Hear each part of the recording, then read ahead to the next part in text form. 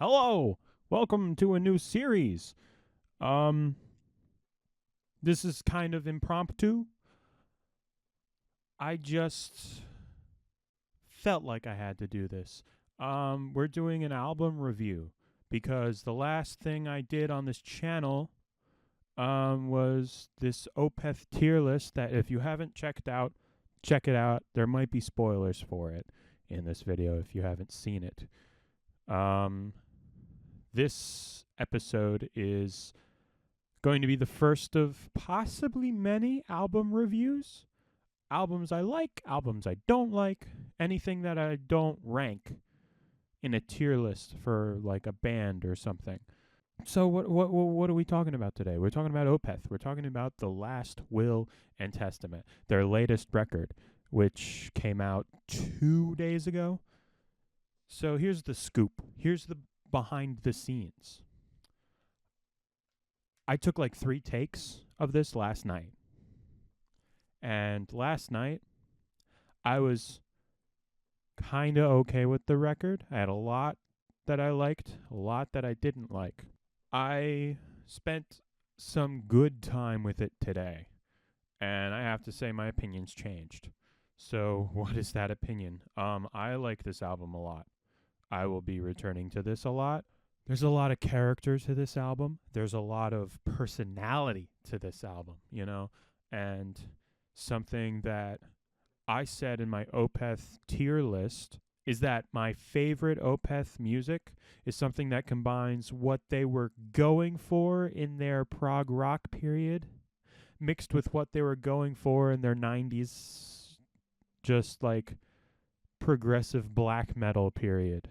Just wonderful. That's exactly what they're going for with this. It feels like there's bits and pieces of like Pale Communion in there. There's bits and pieces of Watershed and Ghost Reveries in there. And, you know, at first, I wasn't digging the second half too much. But today I realized that that's simply just because I haven't had the time to sit down with the album and listen to all of it. I would get through 4 songs and then have something to do, and then it would be on in the background. What about it do I like? You know, what really excites me? That is the heaviness of this album. We haven't had heavy Opeth since before I started listening to them. The concept is tying it together. It's a will reading. We're reading the will of a deceased man, the father of this family. All the instruments sound great. The drums especially sound marvelous. And the playing as well. Fantastic playing. I actually screamed in my car today over this extended drum not necessarily a drum solo. It was more of an extended fill. That was fantastic. A lot of the drumming was smooth and tasteful, and a lot of the fills were very good. The bass, there's not too much fancy stuff going on the bass, but the tone is on point. I've never heard metal bass sound so smooth. The guitars, they could have been a little thicker, but I think they are really good, especially with headphones. Like these headphones and my earbuds, the guitar sounded fine. In the car, they were a little thin. My one complaint is the vocals could be just a smidge higher, especially the growls. There were moments where the vocals were muddy. I couldn't really understand what Michaela was singing. And overall, it was kind of hard to follow the lyrics, but that's my fault. I'm really bad at following lyrics if they're not right in front of me to read, and I haven't read the lyrics to this album yet. So my favorite song for the longest time, and this is because I was so familiar with it, was paragraph 1, right? But having sat down and listened to the whole thing proper, I think paragraph 6 has taken the lead. 6 and 1 are the only ones that I might actually go back to. 1, because there's nothing remarkable except for tiny moments. Like there's a flute solo in paragraph 4 that's amazing. Paragraph 5 has this sort of, it comes down and kind of slows down. That's great. The last track is a ballad. That's, you got some balls for doing that. The temptation with concept albums is, think of Pink Floyd's The Wall. Think of Scenes from a Memory. Think of their Still Life by Opeth, their last concept album.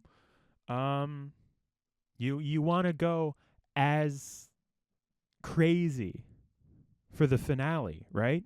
They treat paragraph 7 as their grand finale, sort of.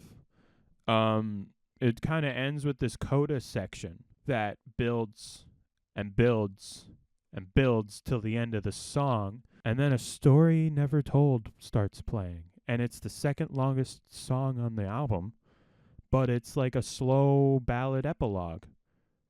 Like, oh, here's kind of the conclusory statement.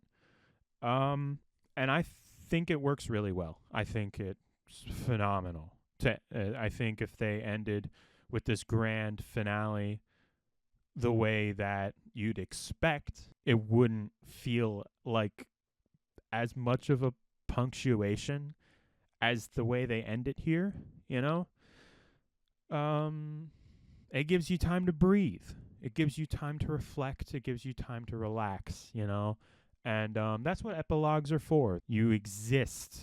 Having experienced the story, you exist in the world still, and you get to think about what happened. And this album gives you a satisfying ending. Anyway, like I said, there's some mixing issues. Also, I feel like I would like this album more if each song were more remarkable, more memorable on their own, maybe. But I feel like structurally, pacing-wise, as a full album experience, I think it works really well. And yeah, that's my opinion. If I were to put this on a tier list, I'd probably put it in A.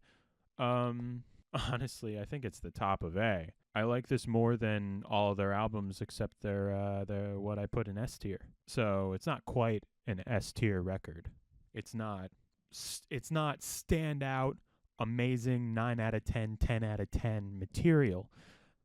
But it's really, really solid. And the reason why it took me so long to realize it is because it kind of met my expectations.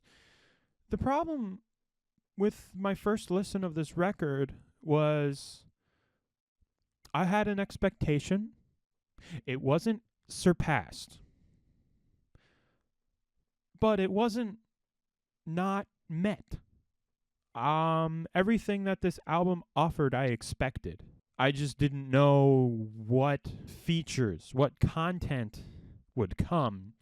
But I had a general idea of how the content would be packaged. I highly recommend it if you have not listened to it.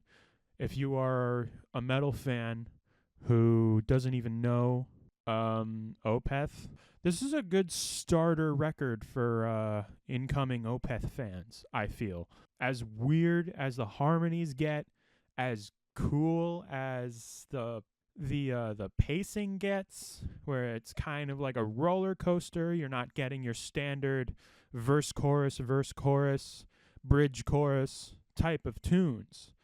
Yet, I feel like it's one of their more accessible works. And that's not a bad thing, people. That is not a bad thing at all.